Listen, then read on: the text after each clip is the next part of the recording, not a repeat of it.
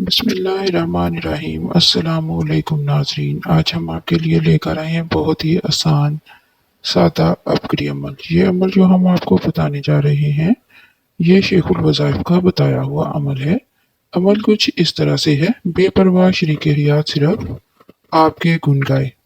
अगर कोई अपने अंदर या अपनी किसी औलाद के अंदर या शरीक हयात के अंदर अपने लिए सख्ती या संगदिली पाए या कोई बेराहरवी का शिकार हो तो नमाज फजर के बाद एक दफ़ा सूरत काफ और सूरत यासीन पढ़कर इस शख्स का नाम और आदत बद का नाम लेकर दुआ करे और फिर पानी पर दम करके पिलाए तो वो शख्स नरम दिली इख्तियार करेगा और राह रास्त पर आ जाएगा। ये अमल जो हम आपको बता रहे हैं ये अमल आपने 40 दिन करना है।